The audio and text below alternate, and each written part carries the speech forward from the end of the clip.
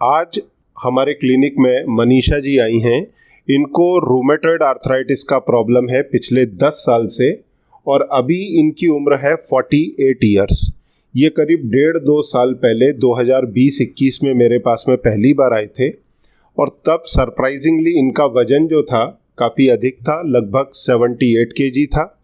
कमर में इनको severe pain था और पेन के कारण इनके चेहरे के ऊपर भी दर्द दिखाई देता था और साथ में घुटने में दर्द, बाकी के जोड़ों में दर्द रहता था और काफ़ी हैवी मेडिकेशंस पर थे और इनको मुझे भी काफ़ी हैवी मेडिकेशंस पर रखना पड़ा, जैसे गाबापेंटिन, गाबापिन एंटी, रात को सुबह में भी 100 मिलीग्राम गाबापेंटिन, उसके साथ में मसल रिलैक्सेंट, एनाल्जेसिक, फिर उसके बाद में हर्बल सप्लीमेंट्स, रूमेटॉइड की दवाइयाँ, मतलब काफ़ी सारी दवाइयों के ऊपर रखना पड़ा। उसके बाद में भी उनका कभी कभी मेरे को फ़ोन आता था कि इसके बावजूद मेरा दर्द कम नहीं हो रहा। तो मेरा उनको यही एक सलाह रहता था कि एक तो आप 5 पॉइंट जो अक्सर मैं रूमेटॉइड में पेशेंट्स को बोलता हूँ वो फॉलो करें। पहला डाइट, दूसरा एक्सरसाइज, क्योंकि तब मुझे ये भी लगता था कि ये एक्सरसाइज कितना कर पाएंगी, क्योंकि शरीर इतना भारी था कि मेरे को ये बोलने में बड़ा तकलीफ होता था कि कितना कर पाएंगे, क्या आधे घंटे का शेड्यूल कर पाएंगे। अब मैं उनको देख करके बोल सकता हूँ कि आप आराम से कर सकते हो और she also can move her body easily. तो वेट लॉस करने के लिए बोला, वेट लॉस किस तरह से होगा वो उनको गाइड किया, क्योंकि चल फिर करके तो वेट लॉस पेशेंट नहीं कर सकता, चाहे ऑस्टियोआर्थराइटिस का हो या रूमेटॉइड का, क्योंकि जोड़ जवाब दे चुके होते हैं, तो मरीज चल नहीं सकता, पर डाइट से कर सकता है। देखो, एक बहुत इंपॉर्टेंट चीज़ है, एक इंसान को सर्वाइवल के लिए 2000 कैलोरी चाहिए पूरे दिन में। 3 मील अगर करता है तो 600 कैलोरी, 600 कैलोरी, 600 कैलोरी के 3 मील चाहिए। अब अगर एक्सरसाइज करेगा तो कितना कैलोरी बढ़ा लेगा? 200 कैलोरी। पर यहीं अगर 1 मील उसने स्किप कर दिया तो 600 कैलोरी का डेफिसिट आता है। तो वेट लॉस अगर 1 मील स्किप किया तो वेट लॉस अच्छा खासा हो जाता है। तो उसी टेक्निक को फॉलो करते हुए और जो डाइटरी प्रोटोकॉल रूमेटॉइड का दिया था उसको फॉलो करते हुए उन्होंने अपना वेट लॉस शुरू किया।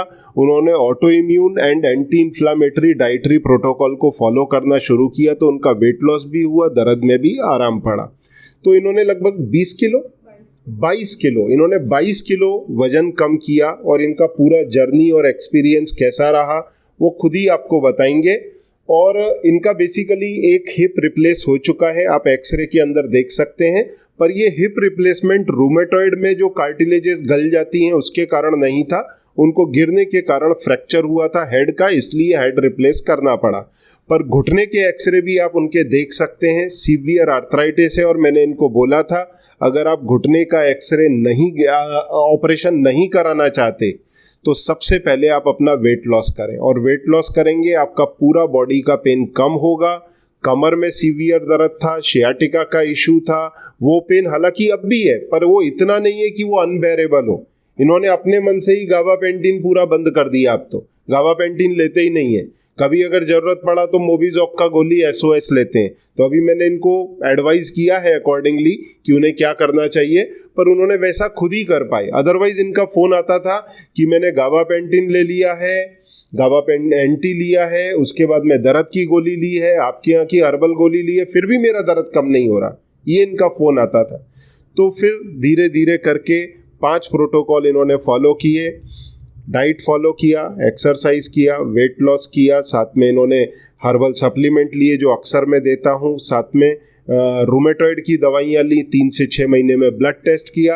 अब मैं ये चाहूँगा कि वो खुद अपना एक्सपीरियंस आपके साथ शेयर करें। हालांकि यूजुअली मैं इस तरह के वीडियोस बनाता नहीं हूँ, क्यों नहीं बनाता, पेशेंट की प्राइवेसी होती है।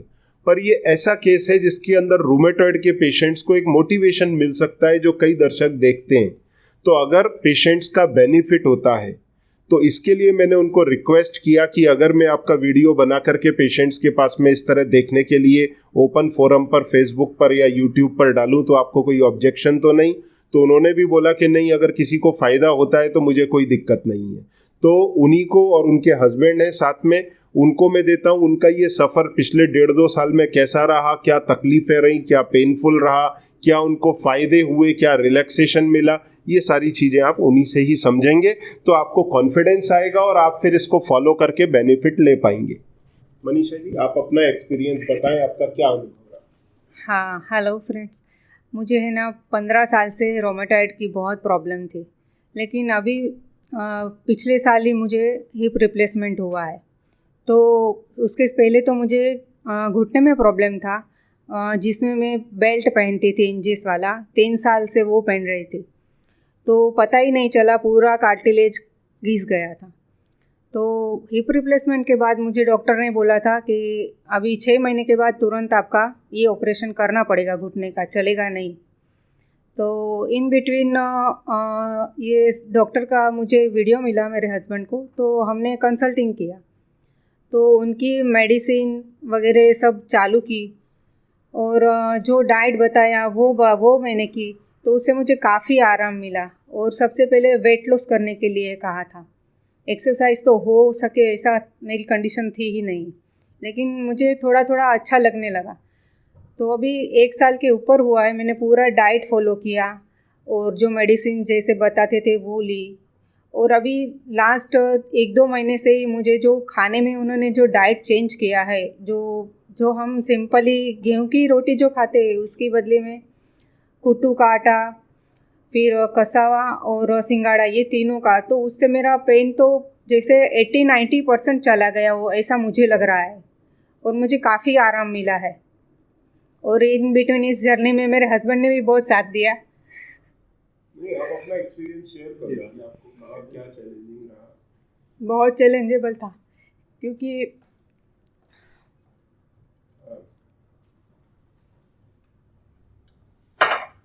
थोड़ी भावुक हो रही हैं क्योंकि उन्होंने मेहनत तो की है, ये बात सही है। क्योंकि एक लेडीज़ के लिए जो पेनफुल लाइफ रहती है तो सब संभालना, मैनेज करना बहुत मुश्किल हो जाता है। लेकिन मेरे फैमिली ने भी मुझे बहुत सपोर्ट किया है और आज मुझे ये मेडिसिन जो मिली है, जो चार्ट सब ये डाइट का मिला है, मुझे बहुत आराम मिला है। तो मैं भी आपको कहना चाहती हूँ कि आप लोग भी कोई ये कंसल्टिंग करो। अगर ज़्यादा प्रॉब्लम है किसी को रोमेटाइज का, अगर डॉक्टर बोल रहे हैं कि ऑपरेशन ही करना पड़ेगा, तो लेकिन आपको ये करने से 100% आपको श्योर रिज़ल्ट मिलेगा। ऑपरेशन टल सकता है, क्योंकि मेरा ऑपरेशन का ही टाइम आ गया था, लेकिन अभी मुझे बहुत अच्छा है। तो अक्सर जैसा मैं रूमेटॉइड में पेशेंट्स को बोलता हूँ कि ऑटो इम्यून और एंटी इन्फ्लामेटरी डाइटरी प्रोटोकॉल को फॉलो करें सबसे पहले। दूसरा, अपने वजन को नॉर्मल करें। तीसरा, एक्सरसाइजेस करें। चौथा, सप्लीमेंट लें जिससे आपकी कार्टिलेजेस खराब ना हो।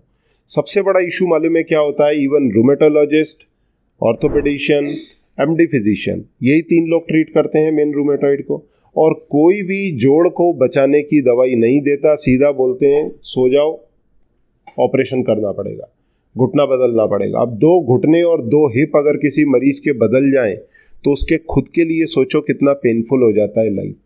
तो मेन चीज़ ये है कि ये प्रोटोकॉल फॉलो करें। उसके बाद में आपकी जो एलोपैथिक मेडिसिन है वो फॉलो करें।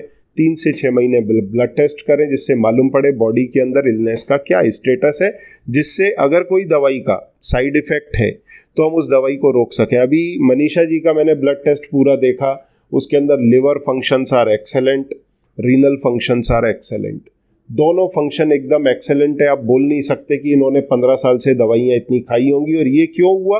उन्होंने डाइट किया और उनके हस्बैंड ने उनका बहुत साथ दिया। इनका भी वजन ज़्यादा था, इन्होंने करीब 9-10 किलो कम कर लिया। तो मैंने कहा कि आपको अगर डायबिटीज़ फ्यूचर में आती होगी ना तो वो भी ख़त्म हो जाएगी, डायबिटीज़ आने का सवाल नहीं होएगा।